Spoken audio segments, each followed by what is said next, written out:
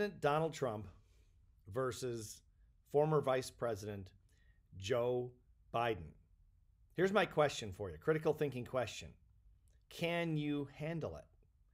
Now, when I ask you this question, what I mean is, do you have the emotional maturity to have an honest and open debate about which one of these people should be the next president? Now, right now we're in the second day of the Republican National Convention. Of course, we had the Democratic National Convention last week, and people are going crazy.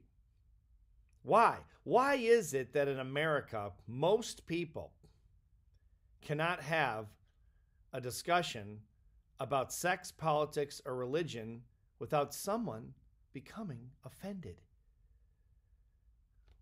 What is that? I went to a social gathering last weekend, and I expressed my view on the presidential election. I have strong views, like most people do, especially about this particular election.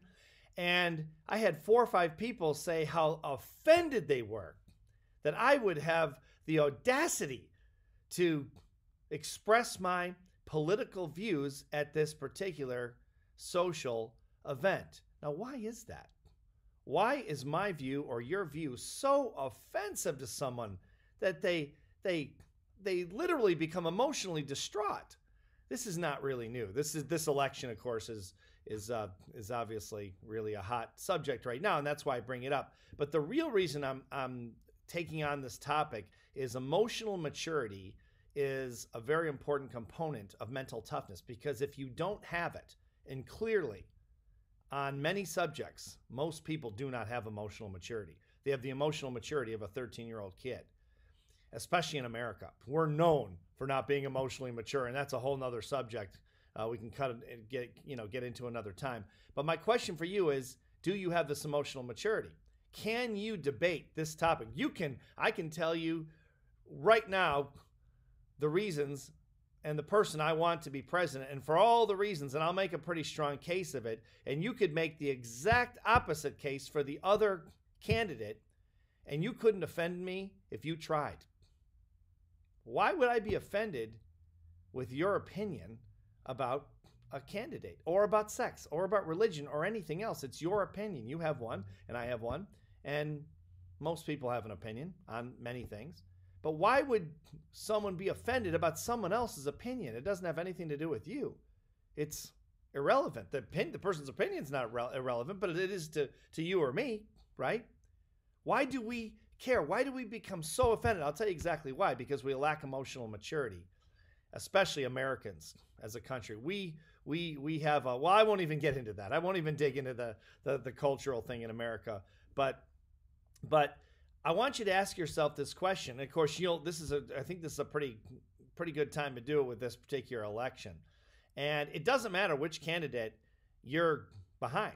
It makes absolutely no difference whatsoever. But can you have a discussion, even a heated, spirited discussion, without becoming offended to someone with the opposite point of view? Why would you be offended? Most people don't have the emotional maturity. Okay, so why does this matter? Well, on these particular topics, sex, politics, and religion, these are very important topics. These are things that impact our society. These are people that make the laws. These are people that change the culture. It's very important. Sex is an important topic. We don't talk about that either because we don't have the maturity in this country to talk about it. And of course, religion is a whole other thing. And so it's the same issue, this concept of emotional maturity. And unfortunately, this immaturity bleeds over into everything we do, every decision we make that has some level of sensitivity to it. So ask yourself this question after this post. On a scale of 1 to 7, 7 being you have emotional maturity at the highest level, 1 being you're emotionally immature, where do you fall on the psychological scale of 1 to 7? This is not about who's going to be the next president. This is about emotional maturity. Something to think about, because if you don't have it, it will negatively impact your life. And frankly, most people don't have it. In my 30 years of research, it's pretty obvious that most people don't have it. You cannot have a discussion with most people about anything of a sensitive nature. And it's a shame, because we're missing out on conversations that we clearly should be having. Thanks for watching the blog. I look forward to your comments. Take care.